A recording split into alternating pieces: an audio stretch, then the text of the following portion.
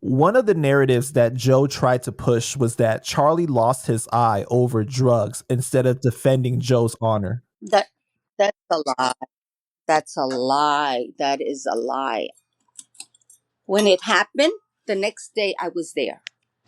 That is a lie. You were there visiting him? Yes. The next day it happened because again I was called again.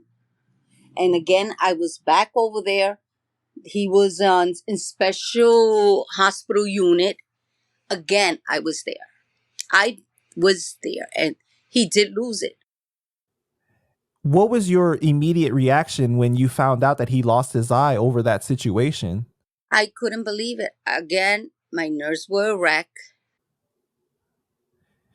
Did you have a conversation with Joe about that situation? No, he wouldn't pick up my calls. He wouldn't pick up your calls. Wow. He didn't even go visit him. So you hear this this narrative that Joe puts out there. Who goes and visits people for 16 years in snowstorms and all this That's stuff? not true. He never. Yes, you know who does that? His sister, me, Jocelyn. Snowstorms, winter storms on buses. Yes, you're right. His sister does it. He didn't. Maybe twice a year, if that much. Right, because the other terror squad members, I have heard them say that Joe would bring them to visit Charlie, but that was probably more in the beginning of the actual, or maybe the mid time of his prison stint. No. Maybe twice a year towards the end when he was getting ready to come out because he had a plan for my brother. Okay. So you must have been really upset because you've seen the video, right? You've seen the video of Joe saying that you lost your eye over those 3 bundles and not because. That's not true. That is not true. For you to watch Joe grow up, you know, obviously you've seen him since a little kid, and did you ever imagine that him and Charlie would not be friends anymore? No, never. You know how many times, even as a kid, because Charlie is short. I don't know if you ever met my brother. He's short. No, I haven't. He's short. He's maybe 5 feet or 5'1". And Charlie was like tough. Nor my sisters or I would say anything to him because he had no fear in him. He had no fear. You know how many times Joe used to get beat up in school? Countless. And who was there? Charlie.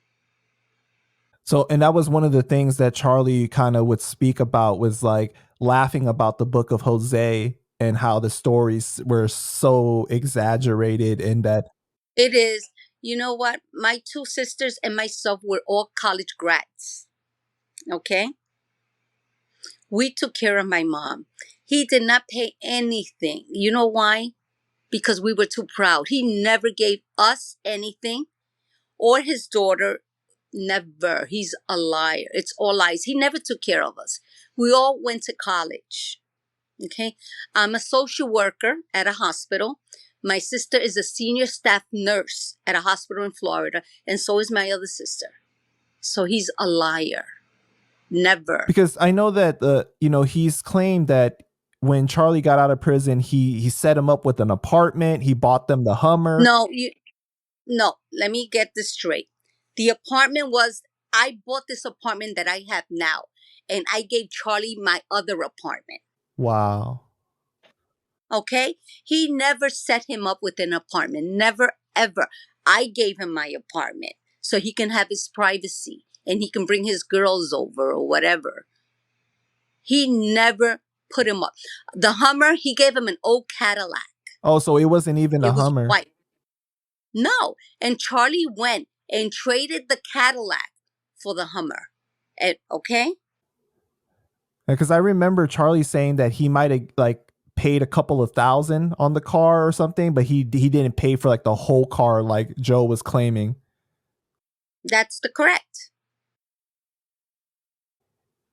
Why do you think that Joe has done this though? Like, exaggerated the truth so much about your brother? I I don't know, but Joe needs to face me now. You know why?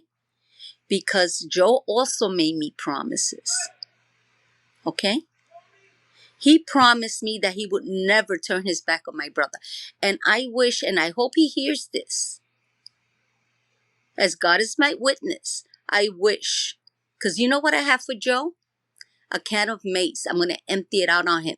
And I know in my heart that he is going to come to my door. In my heart, I feel it. And I'm ready for him. And this is why I really did this interview, because I'm so hurt inside with Joe. What does he think? Money can buy everything? No, it's not true. And I want to clear the air with him because he knows the truth. He knows the truth and he needs to stop lying. He really does. Why do you think that he's going to come to your door? Because I can feel it. I can feel it. What do you think that he will talk to you about specifically? About Charlie, how he missed him and how he was wrong. So you think that he will admit to him being wrong, but in private, not in a public setting? Of course not. Of course not. Because I think that one of the things that is frustrating for fans is that the way that Joe acts is as if he's never done wrong. Like he's not shown him humility to show that, because even the best people, even good people make mistakes, right? We're humans. That's just what it is. And good people are still capable of doing really messed up things.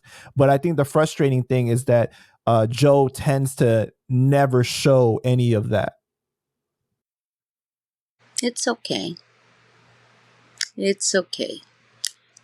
Karma, what goes around comes around. And I wish him nothing but the best. You know why? Because we don't wish bad on anyone. But it's called karma. What comes around goes around.